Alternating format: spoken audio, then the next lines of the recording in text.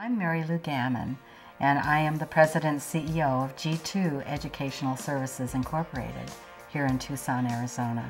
Everything I ever needed to know, I learned being a superintendent, principal, teacher, bus driver, maintenance person, all the hats in a rural school, and absolutely loved every minute of it. I'm retired. I have what is called an Arizona retirement. In Arizona, when you retire on Friday, you take up a new job on Monday.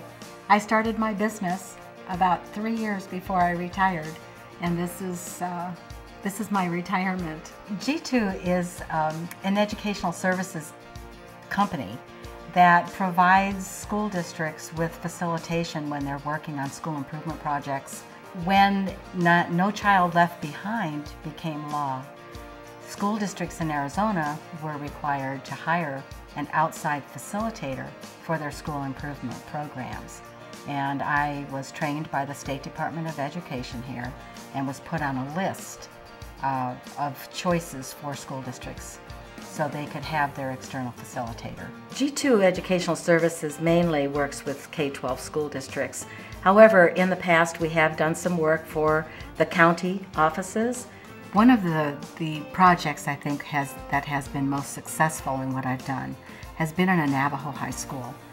They were a school in distress. They went from that status of not performing up to performing plus. The fruits of that work are seen in increased test scores with students, in teachers who say, "When is Mary Lou coming?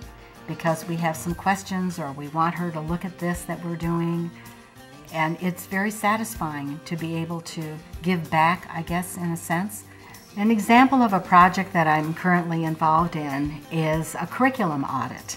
Sometimes schools say, "We think we're doing a really good job, but we don't know for sure. We just like ourselves." And so we want someone from outside to come in and audit us. And the direction that I was given was to tell us where the gaps are.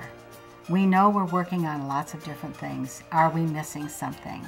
Interviewing teachers, interviewing the superintendent and principals, interviewing parents, creating focus groups so that groups of people can give the information, their perceptions of what's happening in their district. I have also provided them with surveys, so I have collectible data, quantitative type of data that says that 50% of the people feel this way about this, so we can back up those perceptions that we have when we're talking with people. I just really think there's so much work that needs to be done in our profession that I can't just put what I know on the shelf and say it's not of value anymore, because I think it is. It's surprising when you see yourself as needing a mentor or having a mentor to have someone come to you and say, "You've always been my mentor." I remember that day when a teacher came up to me at my school district and said, "You've mentored me through so many things." I went back to my office that day and sat and thought, I'm a mentor.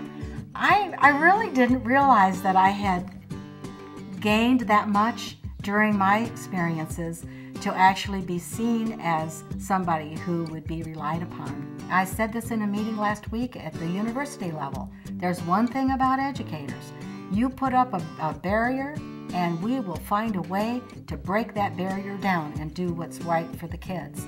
One of the most important things that I've learned in the route that I've taken in my profession is that people are the same everywhere. From Venezuela, where I was at the university, to Wisconsin, where I was living in a different state, back to the Southwest. We all have the same interests, we have the same needs, we have the same desires to do a good job for the children of our nation. When we listen to stars or congressmen, politicians who are asked who has made a large contribution to you as a person in your growth, they name a teacher. I think that is a profession that has such heights to it.